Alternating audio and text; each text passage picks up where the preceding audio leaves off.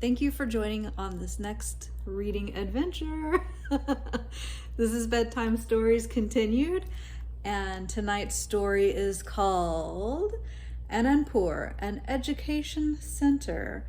I will have the words up on screen so you can read along, and I apologize for any mispronunciations that I might make of any word from any language. Here we go.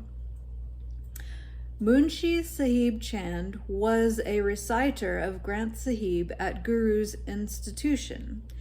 He also taught the Punjabi language to the children in his spare time. After arrival at Anandpur from Patna, Prince Gobind started learning Punjabi from Munshi Sahib Chand. Learning the Punjabi language was important as the teachings of Guru Nanak were written in it. The prince was very clever and intelligent.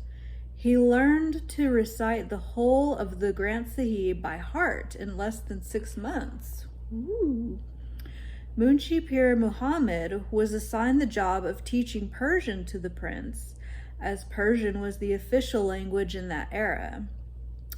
Pandit Kirpa Ram Dutt taught him Sanskrit, Hindi, and Brij Bhasha. In time, the Guru became a top scholar of Punjabi, Persian, Sanskrit, and Hindi. In 1680 AD, the institutions teaching Sanskrit were closed down by the orders of Aurangzeb. The Guru sent invitations and travel expenses to the scholars of these institutions to come to Anandpur. On reaching Anandpur, they were employed on salaries in accordance with their abilities and qualifications. In 1686 AD, Pandit Raghunath refused to impart the knowledge of Sanskrit to Sikhs. In his view, only Brahmins, high caste Hindus, could learn Sanskrit. It was a sin to teach Sanskrit to others. He argued that by learning Sanskrit, people would be able to read the books which contained all the religious knowledge of the times. He was convinced of the fact that if he passed the knowledge of these books to the general public, then they would learn the reality. The Brahmins would then not be able to bluff them or scare them in the name of numerous gods.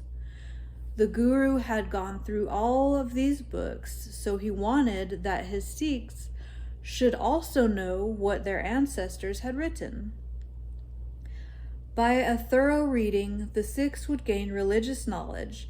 Then they would discard the baseless rituals. The Guru asked 5 Sikhs to don saffron robes and sent them, disguised as Nirmala saints, to Kanchi to learn Sanskrit. Upon completion of their studies, they returned back to Anandpur and started teaching Sanskrit to Sikhs. By learning Sanskrit, Sikhs got the knowledge written in the Vedas and the Puranas. The Brahmins lost their respect with them. The truth that Brahmins had kept hidden for generations from the general public was passed to them by the Sikhs. Shia, a Muslim sect, and Sufi, Muslim saints, men of learning, also came to Anandpur for fear of Aurangzeb. Bhai Nand Lal also came to Anandpur.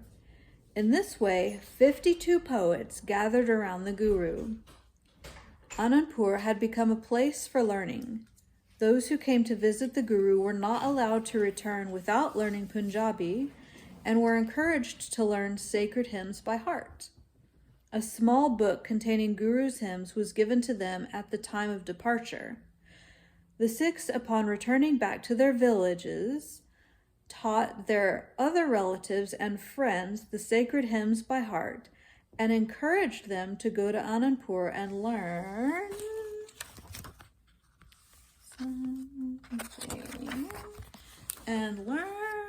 Punjabi.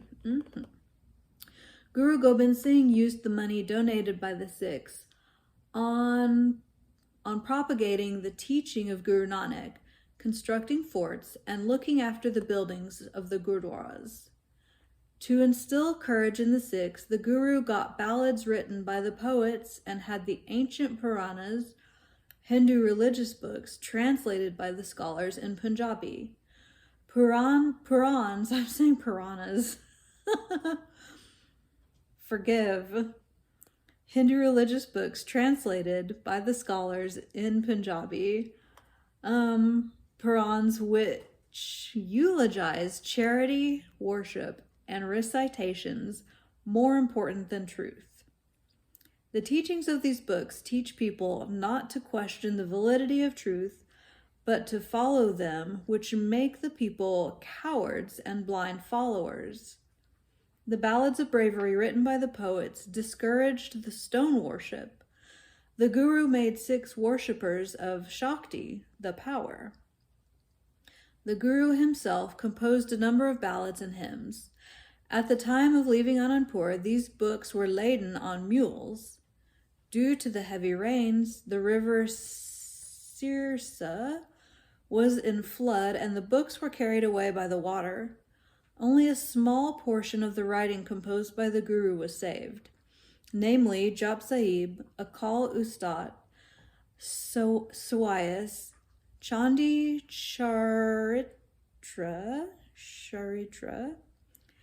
Chaibas Avtar, Var Bhaguti Ji Ki, Shastar Nam Mala, Gyan Parbod, and some hymns of Charitar Pakhain.